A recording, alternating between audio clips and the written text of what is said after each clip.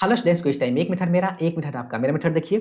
तो देखिए, एक बात बताता हूँ सबसे पहले आपको कि एग्जामिनेशन में हम बहुत कम क्वेश्चन अटेम्प्ट क्यों कर पाते हैं। बहुत बच्चा का होता है कि क्वेश्चन छूट गया। ऐसा क्यों होता है? क्योंकि हम जितना आराम-आराम से घर पे क्वेश्चन सॉल्व करते हैं, सोचते हैं कि उतना ही आराम-आराम से हम एग्जामिनेशन हॉल में भी क्वेश्चन को सॉल्व कर लेंगे। लेकिन ऐसा हो नहीं पाता क्योंकि एग्जाम का प्रेशर बहुत बड़ा प्रेशर होता है। तो हम ऐसा नहीं कर सकते। उसके लिए आपको उसके अकॉर्डिंग ही अपने आप को ढालना पड़ेगा। तो ढाल लीजिए। इसके लिए प्रैक्टिस करना पड़ेगा। स्पीड के साथ क्वेश्चन को सॉल्व कीजिए। कम टाइम में जितना ज़्यादा से ज़्यादा क्वेश्चन सॉल्व हो जाए, इसके लिए मॉक टेस्ट दीजिए, ठीक है? और इसको प्रैक्टिस में लाइए डेली। तो ये प्रैक्टिस से आपका बात बन जाएगा। ये चीज़ को आप ज़रूर याद रखिएगा। ठीक है? जैसे देखिए, ये क्वेश्चन को अगर स्पीड के साथ सॉल्व करना है, किन-किन बातों का ध्यान रखना है, क्या-क्या कॉन्सेप्ट एक साथ माइंड में दौड़ेगा क्वेश्चन को पढ़ते-पढ़ते। तो पहले क्वेश्चन को केयरफुली रीड कीजिए। पहला स्टेप यही है क्वेश्चन को सॉल्व करने का, ठीक है? तो देखिए, इन एक्यूट एक्यूट ट्रायंगल है। एक्यूट ट्रायंगल का मतलब है कि इसका जो भी एंगल होगा ना, ऑब्वियस सी बात है 0 से जो भी होगा आपके पास 90 के बीच में होगा। क्लियर है ना? यानी कि फर्स्ट क्वाड्रेंट में, ओके। और दे रखा है एबीसी मिड पॉइंट दे रखा है, ओ सर्कमसेंटर, सर्कमरेडियस, मिनिमम वैल्यू ऑफ दिस, ठीक है? अब देखिए, मिनिमम वैल्यू दे दिया। तो यहाँ पे हमें बताया गया है कि एएम, जीएम, एचएम ये माइंड में दौड़ नहीं लगता है हर हाल में, जब मिनिमम वैल्यू निकालने के लिए देता है, ठीक है? तो 1/OA1, OB1, OC1 है क्या? अब इसी को निकालने के लिए आपको जो ये स्टेटमेंट गिवन है उसके अकॉर्डिंग फिगर बना लेते हैं सबसे पहले, ओके? तो देखिए, आपके पास एक सर्कमसेंटर, सर्कमरेडियस दे रखा है, मतलब ये तो कन्फर्म है कि हमारे पास एक क्या है, एक सर्कल है। सर्कल के अंदर क्या है, एक हमारे पास ट्रायंगल है, ठीक है ना? एबीसी वर्टेक्स ऑफ ट्रायंगल है। इसके बाद मेरे पास है क्या, सर्कमसेंटर जिसको ओ से रिप्रेजेंट किया है, और सर्कम रेडियस दे रखा है, और A1 B1 C one mid point of BC, यानी कि ए दे रखा है ए1, ए दे रखा है मेरे पास बी1, और ए दे रखा है मेरे पास सी1, ठीक है? तो एक काम करता हूँ, सर्कम रेडियस तो दे ही रखा है, तो इसको मैं ऐसे ज्वाइन कर लेता हूँ, ठीक है ना? ए1 है, ए भी 1 है, ठीक है? हमें फाइंड आउट करना है ओ ए1 पहले, तो ओ ए1 ये कर लिया, ठीक है? जैसे ही मुझे ओ बी1 करना पड़ेगा, तो ओ बी1 के लिए मैं यहाँ से ऐसे ज्वाइन कर लूँगा, और चलो इसको फिलहाल मैं इसको मैं ऐसे कर दूँगा, ठीक है? और इसको मैं ऐसे जॉइन कर लूँगा, राइट? ठीक है, सब निकल जाएगा। तो पहले आप ना बस एक को पकड़िए, ये वाले को पकड़ लीजिए, जैसे ओए1 निकलेगा, सिमिलरली ओबी1, ओसी1 को लिख देंगे, ओके? तो अब हमें ओए1 निकालना है, कैसे निकालें? क्या वैल्यू होगा इसका?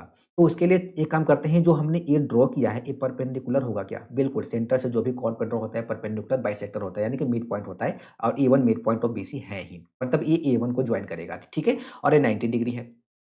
ये वाला एंगल क्या होगा? अगर ये निकल जाए ना तो बात बन जाए। अब इसके लिए देखिए, क्लास 9 का कॉन्सेप्ट, वो क्या था कि ये जो बीसी है, देखो ये जो बीसी है, ये क्या है आपके पास, एक आर्क है, ठीक है? ये आर्क सेंटर पे एंगल बना रहा है। यही arc remaining part of circle, यानी कि यहाँ पे एंगल ए पे भी बना रहा है, ठीक है?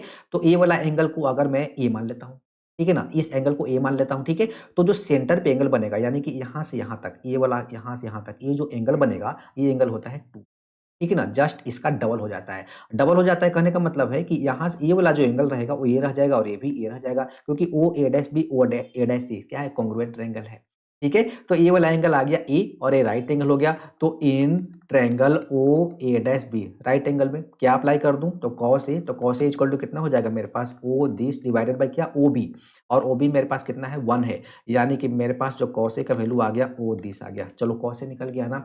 अब यहाँ पे आप लिख लोगे सिमिलरली क्या, O B this equal to मेरे पास हो जाएगा कॉस बी, ठीक है? And O this equal to मेरे पास हो जाएगा कॉस सी। इसी तरह से, राइट? अब आसान लग रहा है मिनिमम वैल्यू निकालना, तो we have to find minimum value of 1 upon में क्या, cos A, and then plus 1 upon में cos B, and then plus 1 upon में कॉस बी। मैं बोल रहा हूँ थोड़ा टाइम लग रहा है, आप इसको फटाफट सॉल्व कीजिएगा, ठीक है? एक बार जरूर खुद से ट्राई करना, ठीक है ना?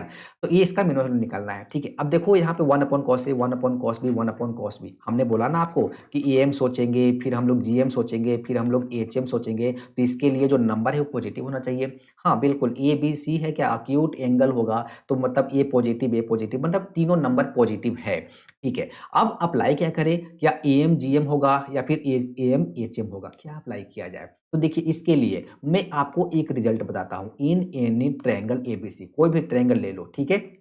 मैं लिखूंगा मैक्सिमम वैल्यू ऑफ क्या, cos A, and then plus cos B, and then plus cos सी।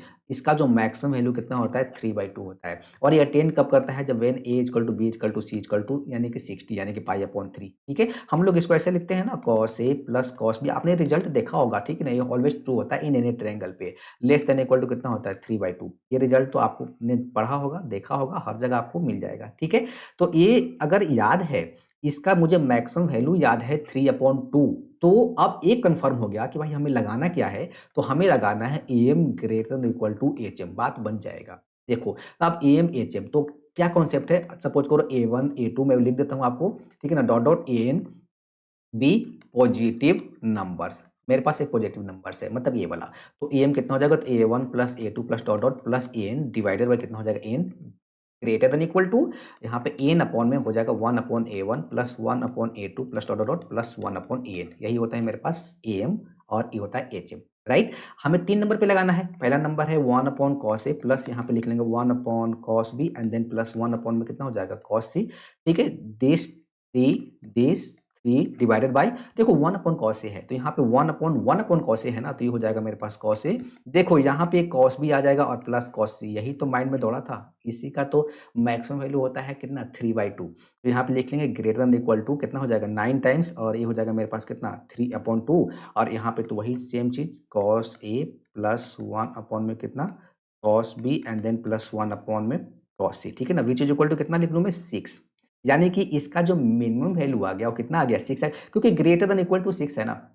तो मिनिमम वैल्यू कितना हो गया, तो मिनिमम वैल्यू ऑफ 1 यहाँ पे लिख लेता हूँ cos A and then plus यहाँ पे cos B and then plus 1/cos C which is equal to कितना आ गया 6 आ गया, राइट। तो ये हमारा आंसर आ गया। देखो, तो कुछ 9 का कॉन्सेप्ट, कुछ क्लास 11 का कॉन्सेप्ट, क्वेश्चन बन गया। M G M H M बिल्कुल सोचा, सही सोचा, आगे लग ही गया, ठीक है। तो ये देखिए कितना अच्छा क्वेश्चन था, क्या-क्या सोचते गए, जो गिवन था लिखते गए, आंसर आते गया। इस क्वेश्चन को आप और स्पीड के साथ सॉल्व कर सकते हो। तो मेरा कहने का मतलब है कि एग्जाम के अकॉर्डिंग ही अपने आप को ढाल लीजिए। सबसे बेस्ट है मॉक टेस्ट दीजिए, क्वेश्चन मिलता है स्पीड के साथ, बहुत फास्ट कैलकुलेशन करने की कोशिश कीजिए, एरर कम हो इस बात का ध्यान रखिए। Thank you.